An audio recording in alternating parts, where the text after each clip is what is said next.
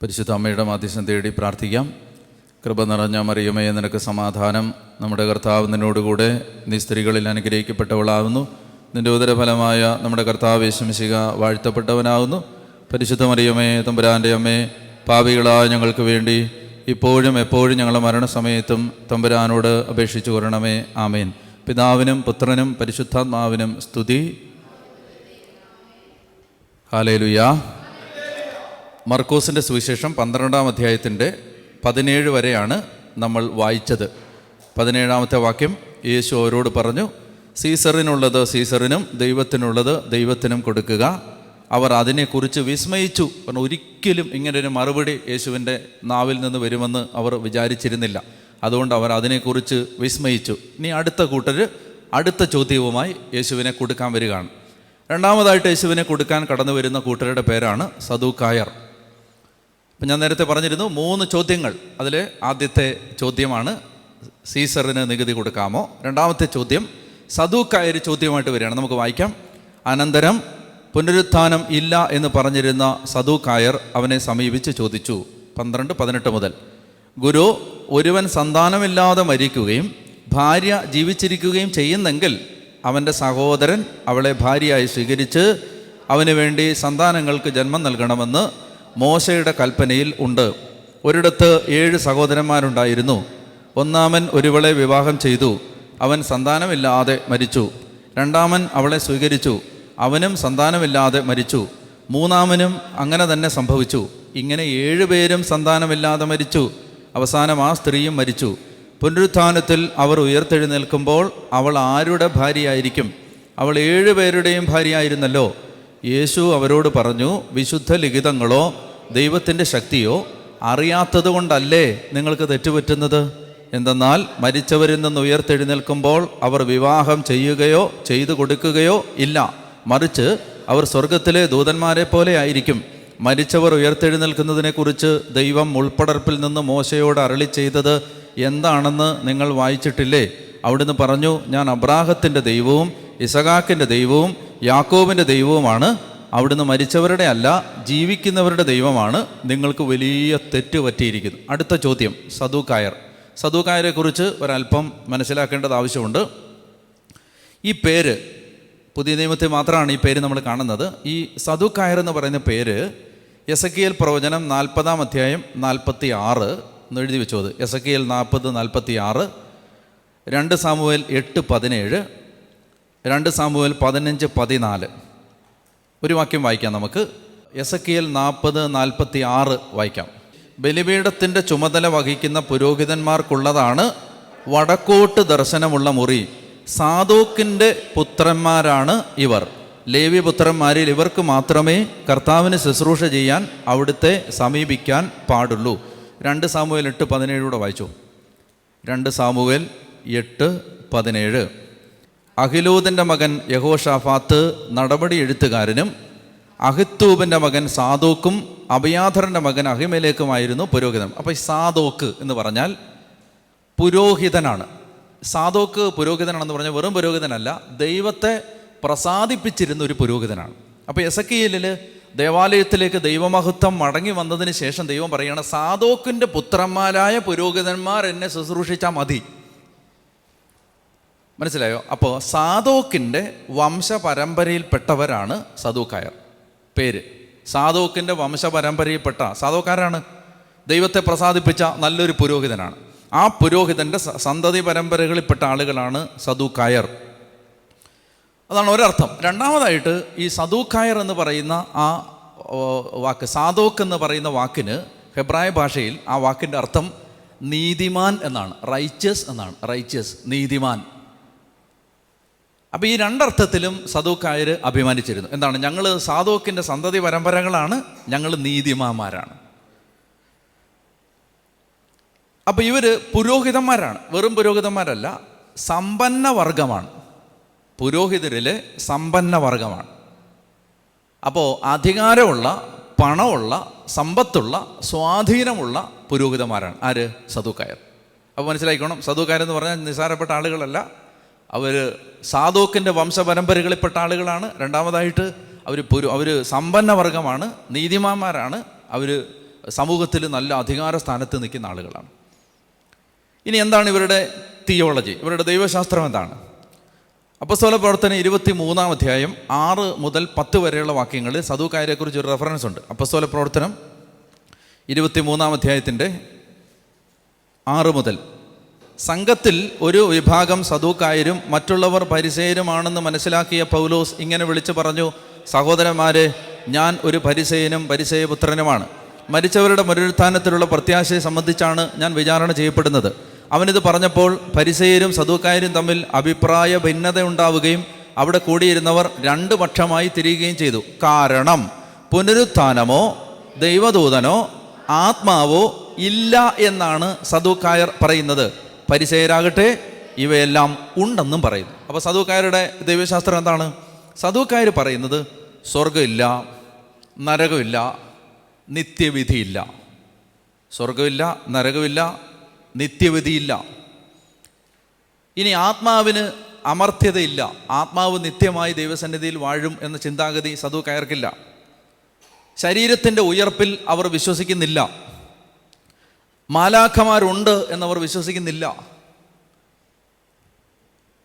മുഴുവൻ ബൈബിളും അവർ വിശ്വസിക്കുന്നില്ല. പഞ്ചഗ്രന്ഥി മാത്രമേ അവർ വിശ്വസിക്കുന്നുള്ളൂ. ഉൽപ്പത്തി, പുറപ്പാട്, ലേവ്യ, സംഖ്യ, നിയമാവർത്തനത്തിൽ മാത്രമേ അവർക്ക് വിശ്വാസമുള്ളൂ. എന്ന് പറഞ്ഞാൽ ഇന്നും ഇങ്ങനെയുള്ള ആളുകളുണ്ട് അല്ലേ? ഇന്നുമുണ്ട്. മാലാഖമാരൊക്കെ ഇല്ലയെന്ന് വിശ്വസിക്കുന്ന ആളുകൾ ഇന്നുമുണ്ട്. അന്ത്യവിധിയില്ല എന്ന് പറയുന്ന ആൾ, നരകമില്ല എന്ന് വിചാരിക്കുന്ന ആളുകളുണ്ട്, സ്വർഗ്ഗമില്ല എന്ന് വിചാരിക്കുന്ന ആളുകളുണ്ട്. ഈ കൂട്ടരെല്ലാം എന്താണ്? സദൂക്കൻ. അപ്പോൾ ഇവർക്കെതിരെ സംസാരിച്ച ആളാണ് ആര്? യേശു. അന്ന് യേശു ഇവർക്കെതിരെ സംസാരിച്ചെങ്കിൽ, എനിക്ക് 101% ഉറപ്പുള്ളൊരു കാര്യം പറയട്ടെ, അന്ന് യേശു ഇവർക്കെതിരെ സംസാരിച്ചെങ്കിൽ ഇന്നും യേശു ഇവർക്കെതിരെ ഇന്നും സംസാരിക്കും. ഇന്നും യേശു ഇവർക്കെതിരാണ്. ഇങ്ങനെ ചിന്തിക്കുന്ന ആളുകൾക്ക് എതിരാണ് യേശു. ഒരു കാര്യം നിങ്ങൾ മനസ്സിലാക്കിയോ? ഞാൻ കൃത്യമായിട്ട് പറഞ്ഞുതരാം. ദൈവം ജീവിക്കുന്നവനാണ് എന്ന് സ്വർഗത്തിൽ വിശ്വാസമില്ലാത്തൊരുത്തിന്, നരകത്തിൽ വിശ്വാസമില്ലാത്തൊരുത്തിന്, മാലാഖമാരെ വിശ്വാസമില്ലാത്തൊരുത്തിന്, അന്ത്യവിധി വിശ്വാസമില്ലാത്തൊരുത്തിന് ദൈവം ജീവിക്കുന്നവനാണെന്ന് മഷിയിട്ട് നോക്കിയാൽ പോലും മനസ്സിലാക്കാൻ പറ്റില്ല. അവർക്ക് മനസ്സിലാക്കി കിട്ടില്ല. ബുദ്ധി കൊണ്ട് ജീവിക്കുന്ന പണ്ഡിതന്മാർക്ക് ദൈവത്തെ ഒരിക്കലും അനുഭവിക്കാൻ പറ്റില്ല. അതുകൊണ്ടാണ് ഈശോ ഇവിടെ ഒരു വാക്യം പറയും, വിശുദ്ധ ലിഖിതമോ ദൈവത്തിൻ്റെ ശക്തിയോ അറിയാത്തത് കൊണ്ടാണ് നിങ്ങൾ ഈ മണ്ടത്തരം ചോദിച്ചുകൊണ്ട് വരുന്നത്. ഇന്നും ഇങ്ങനെയുള്ള ആളുകളുണ്ട്. അത് നിങ്ങൾ മനസ്സിലാക്കിയിരിക്കണം. ഇന്നുമുണ്ട്. ഇന്നും മാലാഖമാരില്ല എന്ന് പറയുന്ന ആളുകളുണ്ട്. ഇന്നുമുണ്ട്. സ്വർഗവും നരകവും ഇല്ല എന്ന് പറയുന്ന ആളുകളുണ്ട്. സ്വർഗവും ഇല്ല എന്ന് പറയുന്ന ആളുകളുണ്ട്. ഇതിനകത്തുണ്ട്. അതുകൊണ്ട് നമ്മളിത് മനസ്സിലാക്കിയിരിക്കണം. കർത്താവ് ഇതിനെതിരാണ്. മാത്രമല്ല മുഴുവൻ ബൈബിളിനെ അവർ അതുകൊണ്ടാണ് കർത്താവ് പറഞ്ഞു വിശുദ്ധ ലിഖിതങ്ങളോ എന്ന് പറഞ്ഞതിൻ്റെ കാര്യം, നിങ്ങൾക്ക് തോന്നിയതല്ലേ വിശ്വസിക്കുന്നുള്ളൂ. ഇപ്പം ഞാനൊരു സിമ്പിളായിട്ടൊരു ഉദാഹരണം പറഞ്ഞാൽ, ചില സഹോദരങ്ങൾ ബൈബിളിലെ 66 പുസ്തകങ്ങളെ മാത്രമേ അംഗീകരിക്കുന്നുള്ളൂ. ബൈബിളിൽ 73 പുസ്തകമുണ്ട് എന്ന് അവർ അംഗീകരിക്കുന്നില്ല. നിങ്ങൾ മനസ്സിലാക്കിയിരിക്കണം. എന്തുകൊണ്ട് കത്തോലിക്ക തിരുസഭ 73 ഗ്രന്ഥത്തെ കാനോനികമായി പ്രഖ്യാപിച്ചു? അതിൻ്റെ കാരണം എന്തെന്നറിയാം? ഈശോ മിശിഹ കോട്ട് ചെയ്ത പല കൊട്ടേഷൻസും ഈ 66-ലില്ല. ഇപ്പോൾ ഉദാഹരണത്തിന് നമ്മൾ പറഞ്ഞില്ലേ, ഓശാന തിരുനാളിൽ അവർ വസ്ത്രം വഴിയിൽ വിരിച്ചു. അത് മക്കമാരുടെ പുസ്തകത്തിലാണ് അതിൻ്റെ റെഫറൻസ് ഉള്ളത്. ആ മക്കമാരുടെ പുസ്തകം അംഗീകരിക്കാത്ത ഒരു കൂട്ടം ആളുകൾക്ക് അതിൻ്റെ അർത്ഥം മനസ്സിലാവുമോ? ഈശോ മിശിഹ കോട്ട് ചെയ്ത അനേകം, ഞാൻ നേരത്തെ എവിടെയോ ബൈബിൾ പഠിച്ചും പറഞ്ഞിട്ടുണ്ടത്, കോട്ട് ചെയ്ത അനേകം റെഫറൻസസ് ഈ അപ്പോക്രിഫ എന്ന് ചില ആളുകൾ വിളിക്കുന്ന ആ കത്തോലിക്ക തിരുസഭ കാനോനികമായി അംഗീകരിക്കുന്ന പുസ്തകങ്ങളിൽ നിന്നാണ്. മനസ്സിലായി? മരിച്ചവർക്ക് വേണ്ടി പ്രാർത്ഥിക്കാൻ പാടില്ല എന്ന് പറയുന്ന ആളുകൾ ഈ സദൂക്കായരുടെ കൂട്ടത്തിൽപ്പെട്ട ആളുകളാണ്. സദൂക്കാരങ്ങളല്ലേ പറഞ്ഞേ? അപ്പോൾ മരിച്ചവർക്ക് വേണ്ടി പ്രാർത്ഥിക്കാൻ പാടില്ല. എന്നാൽ മരിച്ചവർക്ക് വേണ്ടി പ്രാർത്ഥിക്കണം എന്ന് ബൈബിളിലുള്ളത് മക്കമാരുടെ പുസ്തകത്തിലാണ്. അത് അവർക്കില്ല. അവർ ബൈബിളിൽ കുറച്ചേ എടുക്കൂ.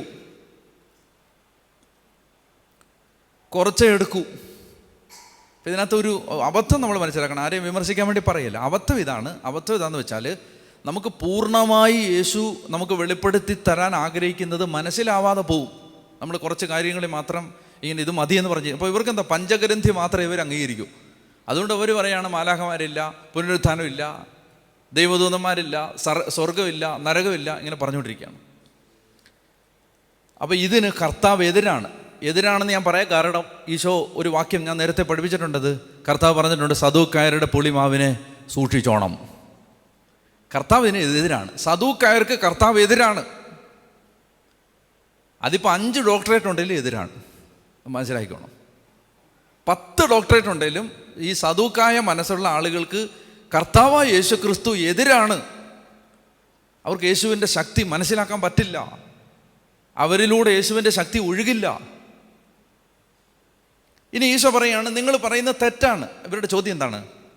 ഒരുത്തൻ മരിച്ചു കഴിഞ്ഞപ്പോൾ അവൻ്റെ ഭാര്യ വിധവയായിട്ട് ജീവിച്ചിരിക്കുമ്പോൾ ഒരു നിയമമുണ്ട് മോശയുടെ നിയമത്തിൽ, അല്ലെങ്കിൽ ഇവർക്ക് യഹൂദ മതത്തിലൊരു നിയമമുണ്ട്, അനിയന് കല്യാണം കഴിക്കാം, എന്നിട്ട് മക്കൾക്ക് ജന്മം കൊടുക്കാം. അപ്പോൾ ഇവർ പറയുകയാണ്, അങ്ങനെ 7 പേരും മരിച്ചു. അനിയന്മാരിങ്ങനെ കല്യാണം കഴിച്ച്, ചേച്ചി മരിച്ചില്ല, മറിച്ച് അനിയന്മാരെല്ലാം മരിച്ചു. പിന്നെ അവസാനം ചേച്ചിയും മരിച്ചു. സ്വർഗത്തിൽ ചെല്ലുമ്പോൾ എല്ലാവരും കൂടെ അടിയാവില്ലേ? ഇതാണ് ഇവരുടെ ചോദ്യം. കാരണം എന്താണ്? മൂത്ത ചേട്ടൻ പറയും, മറികട എൻ്റെ ഭാര്യയാണ്. അനിയൻ പറയും, അങ്ങനെ പറ്റും, 6 മാസം എൻ്റെ ഭാര്യയായിരുന്നു. ഇതാണ് ഇവരുടെ പ്രശ്നം. ഇവർ പറയാണ്, ഇത് സ്വർഗത്തിൽ വലിയ കൺഫ്യൂഷൻ ഉണ്ടാവാൻ സാധ്യതയുണ്ട്. ഇതെന്താണ്? ഇത് അവൻ ആരുടെ ഭാര്യയായിരിക്കും? നോക്കി ഓരോന്ന് ആലോചിച്ചുകൊണ്ട് വരുന്ന കണ്ടില്ലേ? ഓരോന്ന് ആലോചിച്ച് പിടിച്ച് വരുന്നുണ്ടോ? സ്വർഗത്തിൽ ആരുടെ ഭാര്യയായിരിക്കും? 4 ദിവസം ഒരാളുടെ, അത് കഴിഞ്ഞ് 15 ദിവസം വേറൊരാളുടെ, അങ്ങനെയാണോ? കർത്താവ് പറയാണ്, മക്കളെ നിങ്ങൾക്ക് തെറ്റുപറ്റി. നിങ്ങൾ ഈ ചോദിക്കുന്ന ചോദ്യം മണ്ടത്തരമാണ്. ചോദ്യം തന്നെ തെറ്റാണ്. എന്താ കാരണം? നിങ്ങൾക്ക് അറിഞ്ഞുകൂടാ. എന്തറിഞ്ഞുകൂടാ? കർത്താവ് പറയാണ്, ഒന്ന്, നിങ്ങൾക്ക് വിശുദ്ധ ലിഖിതം എന്താണെന്ന് അറിഞ്ഞുകൂടാ. വിശുദ്ധ ലിഖിതം എന്താണെന്ന് അറിഞ്ഞുകൂടാന്ന് പറഞ്ഞാൽ ബൈബിളിലെ വാക്യം അറിഞ്ഞുകൂടാന്നല്ല, ഈ വാക്യത്തിനകത്തെ പൊരുൾ അറിഞ്ഞുകൂടാ. മനസ്സിലായോ? ഇപ്പോൾ സ്ത്രീയെ നിനക്കും എനിക്കും തമ്മിൽ എന്ന് പറഞ്ഞ് യേശു പരിശുദ്ധ അമ്മയോട് ഒരു ബന്ധം ഉണ്ടാവാൻ പാടില്ല എന്ന് പ്രസ്താവിച്ചു എന്ന് പറയുന്ന ആളുകളോട് യേശുവിന് പറയാനുള്ളത്, മക്കളെ നിങ്ങൾക്ക് വാക്യം അറിയാം, പൊരുൾ അറിഞ്ഞുകൂടാ. പൊരുൾ അറിയാൻ പാടില്ല. അതാണ് അതിൻ്റെ. എനിക്ക് ഒട്ടും മനസ്സിലാവാത്ത ഒരു കാര്യം അതാണ്. അതായത് ജീവിച്ചിരിക്കുന്ന ഒരു മനുഷ്യന് സ്വന്തം അമ്മയോട് ബഹുമാനം ഉണ്ടെങ്കിൽ മാതാവിനെ ദുഷിച്ച് പറയാൻ പറ്റുമോ? യേശുവിൻ്റെ അമ്മയെ. ഇപ്പം ഞാൻ വന്നിട്ട് നിൻ്റെ അമ്മയെ അങ്ങ് രാവിലെ തൊട്ട് വൈകിട്ട് വരെ അങ്ങ് ദുഷിച്ച് പറഞ്ഞുകൊണ്ടിരിക്കുകയെന്ന് വെച്ചോ. നിൻ്റെ അമ്മയെ, നിന്നോട് എനിക്ക് ഭയങ്കര സ്നേഹമാണ് താനും, പക്ഷെ നിൻ്റെ അമ്മയെ എനിക്ക് രാവിലെ മുതൽ ദുഷിച്ചാലേ ഒരു സമാധാനമുള്ളൂ. എനിക്ക് മനസ്സിലാവുന്നില്ല അതെങ്ങനെ പറ്റുമെന്ന്. ഒന്നുകിൽ നിന്നോട് എനിക്ക് സ്നേഹമുണ്ടെന്ന് പറയുന്നത് നുണയാണ്. നിന്നോട് സ്നേഹമുണ്ടെങ്കിൽ നിന്നോടും നീയുമായി ബന്ധപ്പെട്ട എല്ലാവരോടും എനിക്ക് സ്നേഹം ഉണ്ടാവും, ഇല്ലേ? നിന്നോട് എനിക്ക് സ്നേഹമാണ്, അല്ലാതെ നിൻ്റെ അമ്മയെ എനിക്ക് പറ്റില്ല, നിൻ്റെ അമ്മ ഒരു മഹാ എന്നൊക്കെ പറയാൻ തുടങ്ങിയാലോ? നല്ല ചോദിക്കേ. ഇതാണ് ഏറ്റവും പ്രശ്നം. നിങ്ങൾക്കിത് മനസ്സിലാവുന്നുണ്ടോ? ഒരിക്കലും എനിക്ക് മനസ്സിലാക്കാം. കാരണം ഈ ബൈബിളിൽ ശരിക്കും ഒരാൾ വായിച്ചിട്ടുണ്ട് ആർക്കെങ്കിലും. എനിക്കറിയാം, നല്ല പെന്തക്കോസ്ത് സഹോദരന്മാർ എനിക്ക് ഇഷ്ടം പോലെ അറിയാം, ഒരക്ഷരം മാതാവിനെ കുറിച്ച് ദുഷിച്ച് പറയില്ല, ഒരക്ഷരം പോലും പറയില്ല. എന്നാൽ നല്ല ബഹുമാനത്തോടും ആദരവോടും കൂടി. ഇപ്പോൾ മാതാവിനോട് അവർ പ്രാർത്ഥിക്കുന്നൊന്നും ഉണ്ടാവില്ല. ഫൈൻ, വെരി ഗുഡ്, പ്രാർത്ഥിക്കുക, നിങ്ങൾക്ക് ഇഷ്ടമില്ലേ പ്രാർത്ഥിക്കേണ്ട, അത്രേ ഉള്ളൂ. എന്തിനീ ദുഷിച്ച് പറയുന്നേ? ദുഷിച്ച് പറയുന്ന ഒരാൾക്ക് യേശുവിനോട് ബഹുമാനം ഉണ്ടെന്ന് പറയാൻ പറ്റുമോ? ഒരിക്കലും. അയാൾ എത്രമാത്രം അത്ഭുതങ്ങൾ പ്രവർത്തിച്ചാലും അയാൾ പരിശുദ്ധാത്മാവിൽ നിന്നല്ല. കാരണം യേശു ബഹുമാനിച്ച ഒരാളെ നിനക്ക് ബഹുമാനിക്കാതിരിക്കാൻ പറ്റുമോ? അതാണ് മനസ്സിലാവാത്തൊരു കാര്യം. അതാണ്. അപ്പോൾ എന്തുകൊണ്ട് കർത്താവ് പറയാണ്, നിങ്ങൾ സംഭവമൊക്കെ ശരിയാണ്, വചനം അറിയാം, വചനത്തിൻ്റെ പൊരുൾ അറിഞ്ഞുകൂടാ. അപ്പം നിങ്ങൾക്ക് തെറ്റ് പറ്റിയതിൻ്റെ ഒന്നാമത്തെ കാരണം വിശുദ്ധ ലിഖിതത്തിൻ്റെ ശക്തി. രണ്ടാമത് ദൈവത്തിൻ്റെ ശക്തി നിങ്ങൾക്ക് അറിഞ്ഞുകൂടാ. ഇപ്പം നമ്മൾ മരിച്ച ഒരാൾക്ക് വേണ്ടി പ്രാർത്ഥിച്ചാൽ അതിനാധാരമായിട്ട് നമുക്ക് ബൈബിളിൽ നിന്ന് തന്നെ തെളിവുള്ളത് എന്താ? പരിശുദ്ധാത്മാവിനെതിരെ ദൂഷണം പറഞ്ഞാൽ ഈ യുഗത്തിലോ വരാനുള്ള യുഗത്തിലോ, ഈ ലോകത്തിലോ വരാൻ പോകുന്ന ലോകത്തോ ക്ഷമിക്കപ്പെടില്ല. അതിനർത്ഥം എന്താ?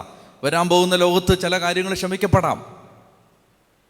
ഇപ്പം നമ്മൾ പറയുന്നില്ലേ, യേശുക്രിസ്തുവിൽ വിശ്വസിച്ച് ജ്ഞാനസ്നാനം സ്വീകരിക്കുന്നവൻ രക്ഷിക്കപ്പെടും, അല്ലാത്തവൻ ശിക്ഷിക്കപ്പെടും. അപ്പോൾ കുരിശിൽ കിടന്ന കള്ളനോ അങ്ങനെ രക്ഷിക്കപ്പെട്ടെ? നിങ്ങൾക്ക് മനസ്സിലാവുന്നുണ്ടോ? അതായത് ദൈവത്തിൻ്റെ ശക്തിയെ ചില വചനങ്ങൾ പറഞ്ഞ് ലിമിറ്റ് ചെയ്യരുത്.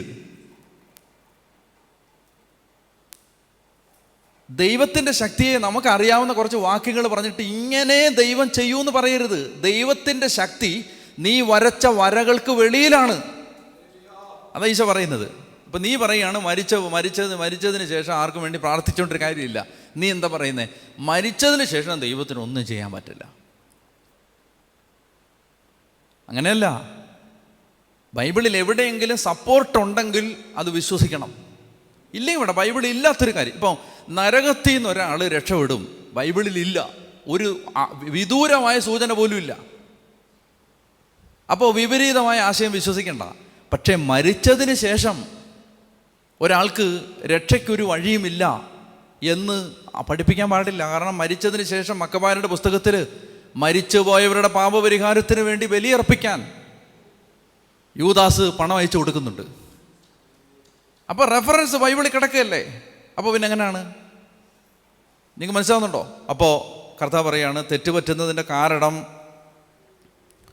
നിങ്ങൾക്ക് വിശുദ്ധ ലിഖിതമോ ദൈവത്തിൻ്റെ ശക്തിയോ അറിയാത്തത് കൊണ്ടാണ്. എന്നിട്ട് ഈശോ അവരോട് മറുപടി പറയുകയാണ്. മറുപടി ഇതാണ്, അതായത് മരിച്ചവരിൽ നിന്ന് ഉയർത്തെഴുന്നേൽക്കുമ്പോൾ സ്വർഗത്തിൽ കല്യാണമില്ല, കുടുംബജീവിതമില്ല, ഭാര്യാഭർത്തൃ ബന്ധമില്ല, അപ്പം മക്കൾ ബന്ധമില്ല. മനസ്സിലായോ? അതായത് കർത്താവേ, എനിക്കും എൻ്റെ ഭാര്യയ്ക്കും കൂടെ അങ്ങേ അറ്റത്തെ മുറി തരണേ എന്ന് പറയാൻ പറ്റില്ല. അങ്ങനൊരു ബന്ധം, അതായത് കുടുംബം, മക്കള്, മാതാപിതാക്കന്മാർ, ഈ ബന്ധം മുഴുവൻ ഈ മരണത്തോടെ അവസാനിക്കുന്നു. സ്വർഗത്തിൽ പിന്നെന്താ ബന്ധം? സ്വർഗത്തിൽ ദൈവപിതാവിൻ്റെ മക്കളും യേശുവിൻ്റെ സഹോദരന്മാരും ഇതേ ഉള്ളൂ. മനസ്സിലായോ? കുടുംബം മാറി, മരണത്തോടു കൂടി കുടുംബം മാറി. മനസ്സിലായോ? അല്ലാതെ എനിക്ക് അപ്പൻ്റെ കൂടെ കിടന്നാലേ ഞാൻ ഉറങ്ങൂ, അതുകൊണ്ട് എനിക്ക് അപ്പൻ്റെ അടുത്തുള്ളൊരു മുറി, അതൊന്നുമില്ല. മനസ്സിലായില്ലേ? സ്വർഗത്തിൽ എല്ലാവരും മാലാഖമാരെ പോലെ. നിങ്ങൾക്ക് മനസ്സിലാവുന്നുണ്ടോ? അപ്പോൾ കർത്താവ് പറയാണ്, സ്വർഗത്തിൽ അങ്ങനെ മരിച്ചവരിൽ നിന്ന് ഉയർത്തെഴുന്നേൽക്കുമ്പോൾ വിവാഹം ചെയ്യുകയോ ചെയ്തു കൊടുക്കുകയില്ല, മറിച്ചവർ സ്വർഗത്തിലെ ദൂതന്മാർ. എന്തിനാ ദൂതന്മാരുടെ കാര്യം ഇവിടെ പറയുന്നത്? ഇവർക്ക് ദൂതന്മാർ വിശ്വാസം ഇല്ല ആർക്ക്. അതുകൊണ്ടാണ് ഈ ദൂതന്മാരുടെ കാര്യം പറയുന്നത്. അതുകൊണ്ടാണ് ദൂതന്മാരുടെ കാര്യം എടുത്ത് പറയുന്നത്. സ്വർഗത്തിലെ ദൂതന്മാരെ പോലെ ഇരിക്കും. അപ്പോൾ ഈശോ എന്താ പറയുന്നത്? സ്വർഗത്തിൽ ദൂതന്മാർ ഉണ്ട്. നിങ്ങളെന്താ പറയുന്നത്? ഇല്ല, ഉണ്ട്. മരിച്ചു കഴിഞ്ഞൊരു ജീവിതമുണ്ട്, മരിച്ചു കഴിഞ്ഞൊരു ജീവിതമുണ്ട്. ആ ജീവിതത്തിൽ ദൂതന്മാരെ പോലാണ്, ദൂതന്മാരുണ്ട്. അപ്പോൾ ഈശോ പറയുകയാണ്, പുനരുത്ഥാനമുണ്ട്, മാലാഖമാരുടെ അസ്തിത്വമുണ്ട്. എന്നിട്ട് ഈശോ അടുത്ത കാര്യം, അത് വളരെ ശ്രദ്ധേയമാണ്. മരിച്ചവർ ഉയർത്തെഴുന്നേൽക്കുന്നതിനെക്കുറിച്ച് ദൈവം മുൾപ്പടൽ വെച്ച് മോശയോട് അരുളി ചെയ്തത് എന്താണെന്ന് അടുത്ത വാക്യം എന്താ? മോശയുടെ പുസ്തകത്തിൽ. എന്തിനാ മോശയുടെ പുസ്തകത്തിന് കാര്യം പറയുന്നത്? ഇവന്മാർ ഇത് മാത്രമേ വിശ്വസിക്കുന്നുള്ളൂ. അതുകൊണ്ട് പറയാണ്, നിങ്ങൾ വിശ്വസിക്കുന്ന നിങ്ങളുടെ ഈ 5 പുസ്തകത്തിനകത്തുനിന്ന് ഞാൻ തെളിവെടുത്ത് തരാമെന്ന് പറയാണ്. ഇവരതിനപ്പുറത്തുള്ള വിശ്വസിക്കുന്നില്ല. അപ്പോൾ ഈശോ പറയാണ്, നിങ്ങൾ വിശ്വസിക്കുന്നതിനകത്ത് ഇത് കിടപ്പുണ്ട്, പക്ഷെ നിങ്ങൾ കണ്ടിട്ടില്ല. നിങ്ങൾ 5 പുസ്തകമല്ലേ വിശ്വസിക്കുന്നില്ല, അതിനകത്തുണ്ടെന്ന്. അത് ഞാൻ കാണിച്ചു തരാം. എന്നിട്ട് കർത്താവ് പറയാണ്, അവിടുന്ന് പറഞ്ഞു, ഞാൻ അബ്രാഹത്തിൻ്റെ ദൈവവും ഇസഹാക്കിൻ്റെ ദൈവവും യാക്കോബിൻ്റെ ദൈവവുമാണ്. അവിടുന്ന് മരിച്ചവരുടെ അല്ല, ജീവിക്കുന്നവരുടെ ദൈവമാണ്. നിങ്ങൾക്ക് വലിയ തെറ്റ് പറ്റിയിരിക്കുന്നു. അതായത്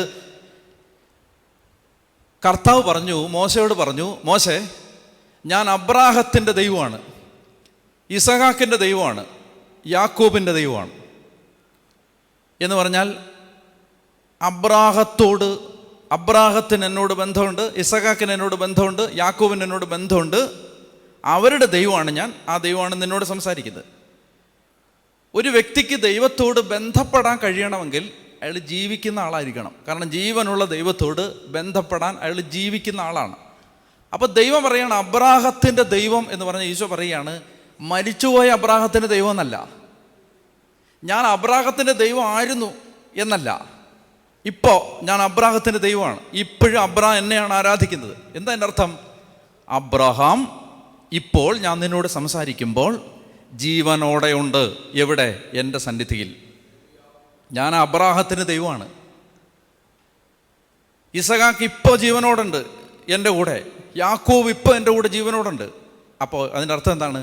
മരിച്ചവർ മരിച്ചു പോയിട്ടില്ല, മരിച്ചവർ ദൈവത്തിൻ്റെ മുമ്പിലുണ്ട്. മനസ്സിലായോ? മരണാനന്തര ജീവിതം ഉണ്ട്, അവർ ദൈവത്തിൻ്റെ മുമ്പിലുണ്ട്. അതിൻ്റെ വിശദാംശങ്ങളൊക്കെ നമ്മൾ മനസ്സിലാക്കിയിട്ടുള്ളതാണ്. അപ്പോൾ കർത്താവ് പറയുകയാണ് അവരെല്ലാം ജീവനോടെയുണ്ട്. അപ്പോൾ രക്ഷ എന്ന് പറഞ്ഞാൽ ഒരു മനുഷ്യൻ്റെ ശരീരം, മനസ്സ്, ആത്മാവ് പൂർണ്ണമായിട്ടും രക്ഷപ്പെടുന്നതാണ് രക്ഷ എന്ന് പറഞ്ഞാൽ. അപ്പോൾ അതുകൊണ്ട് നമുക്ക് ശരീരത്തിന് പുനരുത്ഥാനമുണ്ട്, ഈ ശരീരം വീണ്ടും ഉയർപ്പിക്കപ്പെടും. ഇപ്പോൾ കർത്താവ് ഈശോ അവരോട് മറുപടി പറയുന്നത്, നിങ്ങൾക്ക് ബൈബിൾ ശരിക്കും മനസ്സിലാവാത്തത് കൊണ്ടാണ് നിങ്ങൾ പറഞ്ഞുകൊണ്ടിരിക്കുന്നത് മരണാനന്തര ജീവിതം ഇല്ലെന്ന്. മരണത്തിന് ശേഷം ഒരു ജീവിതം, മരണത്തിന് ശേഷം ജീവിതമുണ്ട്. കാരണം എന്താണ്? അബ്രാഹാം ഇപ്പോഴും ജീവനോടെയുണ്ട്, ഇസഹാക്ക് ഇപ്പോഴും ജീവനോടെയുണ്ട്, യാക്കോബ് ഇപ്പോഴും ജീവനോടെയുണ്ട്. ജീവിക്കുന്നവരുടെ ദൈവമാണ് ഞാൻ, മരിച്ചവരുടെ ദൈവമല്ല. അതാണ് എൻ്റെ ഉത്തരം. ജീവിക്കുന്നവരുടെ ഉദാഹരണം ആരാണ്? അബ്രഹാം, ഇസഹാക്ക്, യാക്കോബ്. ഞാൻ ജീവിച്ചിരിക്കുന്നവരുടെ ദൈവമാണ് എന്ന് പറഞ്ഞാൽ എൻ്റെ മുമ്പിൽ ആരും മരിച്ചു പോയിട്ടില്ല, എല്ലാവരും എൻ്റെ മുമ്പിൽ ജീവനോടെ ഉണ്ട് എന്നാണ് ഈ വാക്യത്തിൻ്റെ അർത്ഥം. കണ്ണുകളടച്ച് പ്രാർത്ഥിക്കാം. കർത്താവായ ദൈവമേ, ബൈബിള് വായിക്കുകയും പഠിക്കുകയും ചെയ്യുമ്പോഴെല്ലാം അങ്ങ് ആഗ്രഹിക്കുന്നത് പോലെ വചനത്തെ മനസ്സിലാക്കാൻ ആവശ്യമായ കൃപാവരവും അങ്ങ് ഞങ്ങൾക്ക് നൽകണമെന്ന് ഞങ്ങൾ പ്രാർത്ഥിക്കുന്നു. കർത്താവേ, അങ്ങയുടെ കരുണയിൽ ആശ്രയിക്കുന്നു. പരിശുദ്ധ അമ്മയുടെ മധ്യസ്ഥത്തിന് നന്ദി പറഞ്ഞ് പ്രാർത്ഥിക്കുന്നു. നന്മ നിറഞ്ഞ മറിയമേ സ്വസ്തി, കർത്താവ് അങ്ങയുടെ കൂടെ സ്ത്രീകളിൽ അങ്ങ് അനുഗ്രഹിക്കപ്പെട്ടവളാകുന്നു. അങ്ങയുടെ ഉദരഫലമായ കർത്താവ് യേശു മിശിഹാ വാഴ്ത്തപ്പെട്ടവനാകുന്നു. പരിശുദ്ധ മറിയമേ തമ്പുരാൻ്റെ അമ്മയെ, പാപികളായ ഞങ്ങൾക്ക് വേണ്ടി ഇപ്പോഴും എപ്പോഴും ഞങ്ങളുടെ മരണസമയത്തും തമ്പുരാനോട് അപേക്ഷിച്ചു വരണമേ. ആമേൻ. പിതാവിനും പുത്രനും പരിശുദ്ധാത്മാവിനും സ്തുതി. ആമേൻ.